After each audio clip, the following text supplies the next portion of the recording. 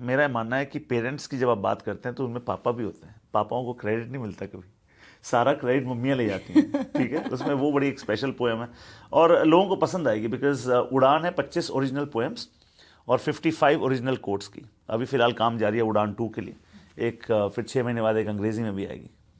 तो कुछ पापा पर हो जाए।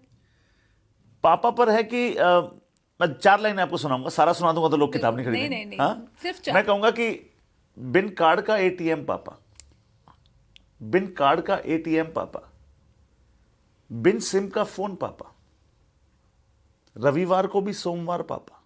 कि पापा वर्किंग है आपका, ठीक है, बाहर युद्ध लड़के आते हैं, अंदर आते हैं जैसे गौतम बुद्ध। इनका मन सबसे स्वच्छ, सबसे शुद्ध।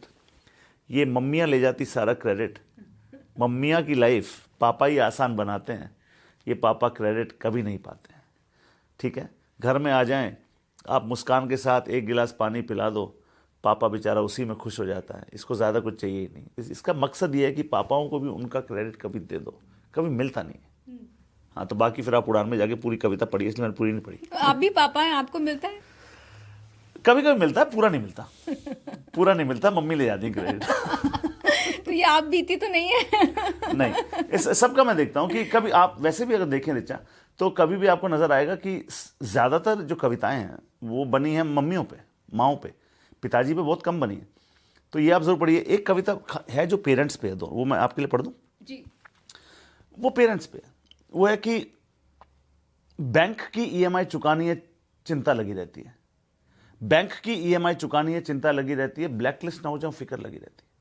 एक माँ बाप भी है जिनकी एक ईएमआई बनती है, 2 शब्द प्यार के, स्नेह के, दुलार के, वो देने में भी कंजूसी लगी रहती है। धूप में बाप तपता है, चूल्हे में माँ जलती है, तब जाकर औलाद पलती है।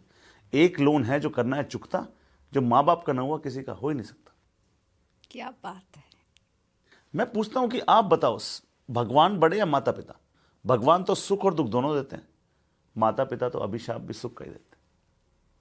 एक ही प्योरेस्ट फॉर्म ऑफ लव अगर आप ढूंढने जाएंगे तो एक ही प्यार है जो सच्चा है, वो माता पिता, वो माता पिता का प्यार है। कुछ नहीं चाहिए उनको। माँ बेचारी फोन करो, बाहर हो, लोग पूछते हैं कितने गाने बनाए लोगों ने, कितने पैसे बनाए, माँ एक ही बात पूछती, बेटा खाना खाया कि नहीं। तो आप, उससे बड़ा प्यार हो ही नहीं सकता। और माँ को तो बिना देखे भी पता लग जाता है कि बच्चे के चेहरे से कि कुछ नहीं खाया होगा आज। नहीं खाया भी हो तो भी उसका लगता है कि इसने कुछ नहीं खाया होगा। हम कह रहे हैं वेट लॉस करना, माँ कह रही है इसका मुंह सूख गया। नहीं जिसने ठोकर ना खाई, कोई नहीं जिसने ठोकर ना खाई, टाटा बिरला रमता जोगी।